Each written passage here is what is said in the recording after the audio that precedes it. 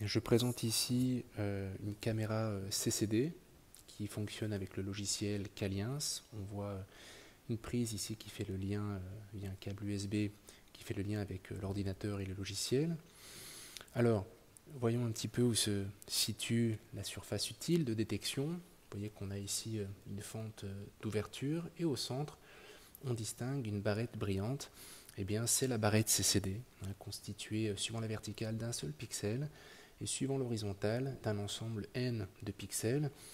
Et voilà, cette barrette permet donc de tracer via le logiciel l'éclairement en fonction de la position horizontale, en fonction du pixel considéré. Alors, en général, on adjoint à ce capteur ce qu'on appelle une densité. C'est un filtre, d'accord. Je vais le mettre un petit peu à côté. C'est comme une lunette de soleil, si vous voulez. Ok, ça filtre. Alors, pour donner un petit peu une impression de cette qualité de filtrage, de la quantité de filtrage, je vais mettre devant la caméra une ampoule à filament.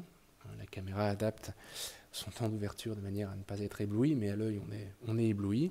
Et je vais placer la densité, le filtre devant. Vous voyez, on perçoit encore le filament, mais sinon toute la lumière autour a été filtrée, donc ce sont tout de même des filtres assez puissants. Ces filtres, ce que j'appelle une densité ici, est insensible à la longueur d'onde. Ça filtre toutes les couleurs, toutes les longueurs d'onde de la même façon. Et ça permet ainsi de filtrer le bruit de fond lumineux ambiant. D'accord, il y a un signal lumineux utile qu'on cherche à voir. Ça peut être une figure d'interférence, ça peut être un spot laser. On verra ça dans nos séances de TP. Mais par exemple, la lumière dégagée par les lampes de bureau des paillasses voisines, c'est un bruit de fond lumineux dont on veut s'affranchir. Et cette densité, ce filtre que l'on peut visser sur l'appareil, ici, permet donc de s'affranchir du bruit de fond ambiant. Évidemment, quand la densité est vissée, il y a un enjeu d'alignement. La barrette CCD est très fine verticalement, donc il faut bien centrer le signal lumineux à observer sur la barrette CCD. Ça, j'expliquerai un petit peu comment procéder. Je présente ici le logiciel Caliens qui permet de visualiser l'éclairement en fonction de la position horizontale lorsqu'il est couplé à la barrette CCD. Donc ici, on visualise simplement la répartition de lumière sur un faisceau laser. J'ai aligné un faisceau laser avec la barrette CCD et voici ce que l'on voit. Bon, là comme je filme un écran d'ordinateur, voilà, on a une irisation là sur l'image, mais bon, il faudra passer un petit peu outre. Donc, il y a ici un icône qui représente une petite caméra. Voilà, ça permet de lancer l'acquisition en continu ou de l'arrêter. Là, je l'ai stoppé. Je peux la relancer à nouveau. Okay.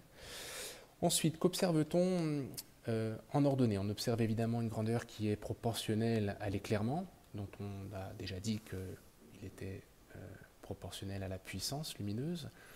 Mais en réalité, ce que représente Caliens en ordonnée, c'est une énergie. Et donc on a un temps d'ouverture du capteur, comme dans le cas d'un appareil photo, et qui est représenté ici par ce qui s'appelle la sensibilité, qui est donnée en millisecondes. Simplement, ce qui est représenté ici en ordonnée, c'est l'éclairement fois cette sensibilité, donc fois une certaine durée d'ouverture. Donc ici, la durée d'ouverture est de 10 millisecondes.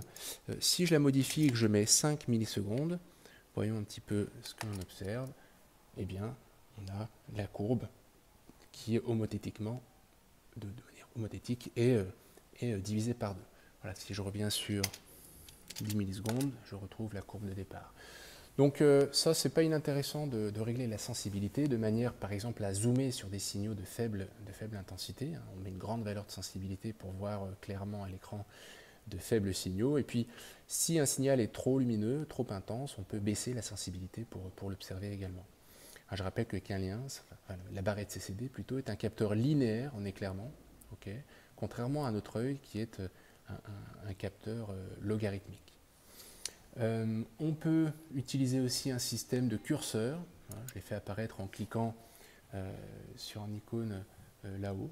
Okay, on a des curseurs horizontaux et des curseurs verticaux. Voilà, curseur horizontal, quand je le place, apparaît ici les valeurs. Donc on a Y1 pour le curseur du bas, Y2 pour le curseur du haut, et puis l'écart Y2 moins Y1.